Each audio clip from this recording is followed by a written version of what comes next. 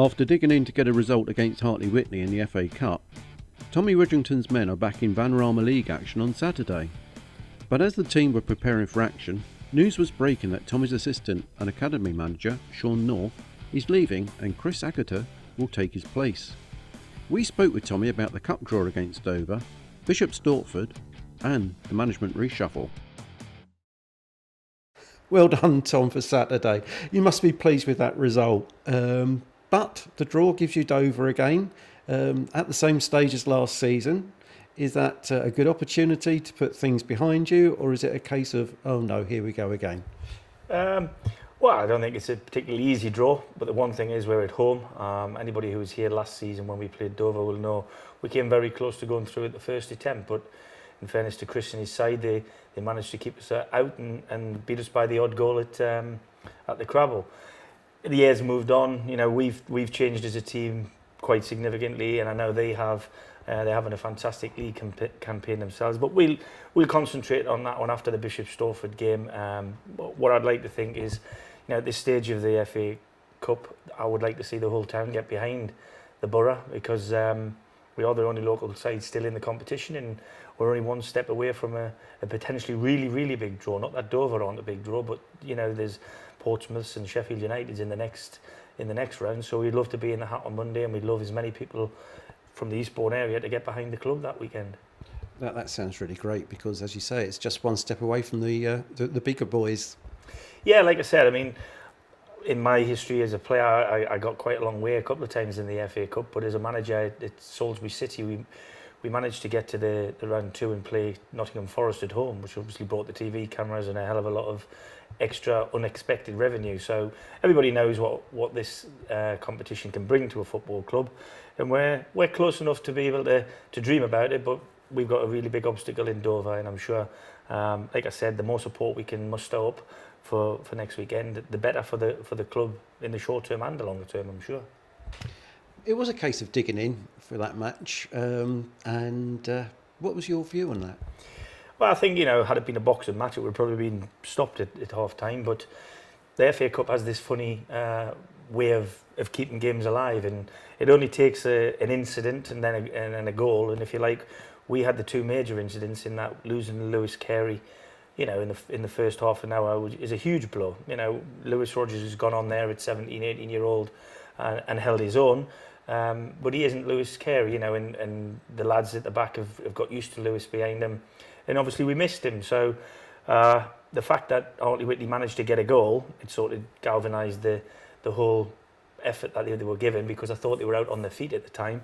But I've got to say, you've got to give my lads credit. We didn't do what usually happens in them situations. And when you've lost your little bit of momentum, which we did do between 75 and 85 minutes, we managed to pick the baton back up, and we actually could have scored 2 or 3 more goals in the final sort of 8 or 9 minutes of the game. So I was really pleased, and the right result, because at the end of the day, it is an old cliche, but the FA Cup is all about the results. It's not particularly about the performance. And for 65, 70 minutes, I thought we were excellent. You know, we probed and passed the ball well, opened them up at will, and their goalkeeper had one of them inspired days, which, you know, if you're a lower league team against a better opposition, if you like, you have to have that. And their lad did his job manfully.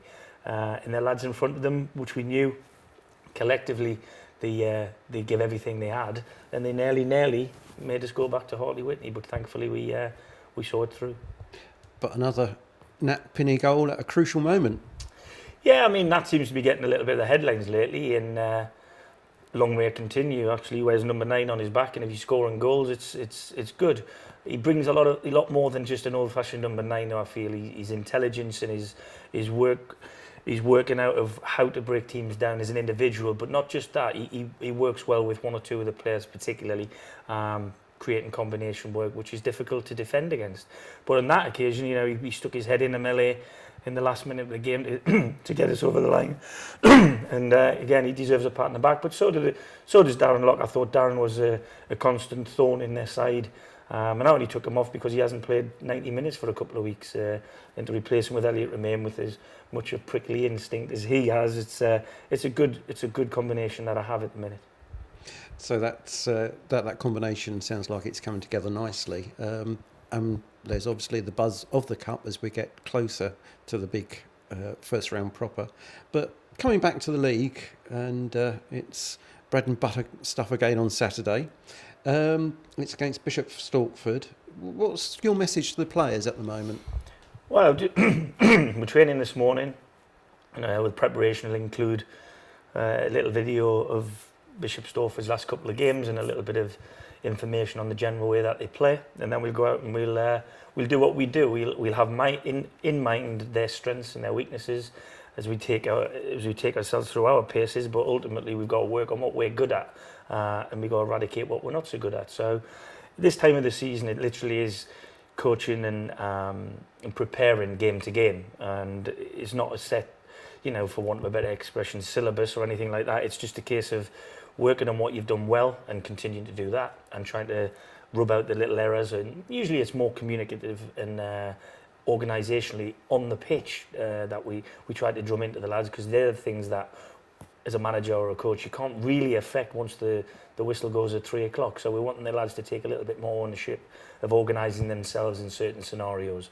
So broad stringer sides are always well disciplined, well organised and tough to beat, and they always carry a goal threat. So we're under no illusions, and this is why we won't be looking any further forward than Bishop Stortford, and we'll be focused totally on them come the weekend. Tom, I understand it is going to be a bit of a shuffle at the management level. Yeah, Sean Knowles been offered a post at a conference national side as assistant manager, which he's decided he wants to take up. I feel we've benefited greatly from Sean's input over the last, not just the start of this season, but the last couple of months of last season, where he came in to help defensively, really, and sort of mechanics of the side. So I'd like to wish Sean all the very, very best in his new role. I'm sure in the short time he's been here, he's made some really good friends, and he'll keep in contact with them. He's started he's set up the academy framework, I feel, excellently in the period he's been here. And we now have meetings later on this week to make sure that we continue the good work he started, and hopefully we'll continue to see the fruits of what he's done after he's gone. But we wish him all the best. Is there any team news? Well, Adam Watts is still out injured, as everybody knows. Lewis Carey had a rest on Monday, and he's looked after himself well.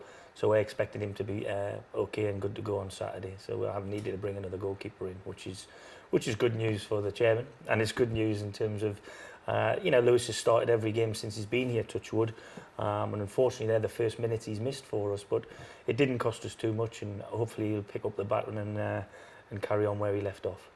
That sounds great. Good luck for Saturday, and dare I say it, good luck against Dover. Yeah, thanks very much. I appreciate that.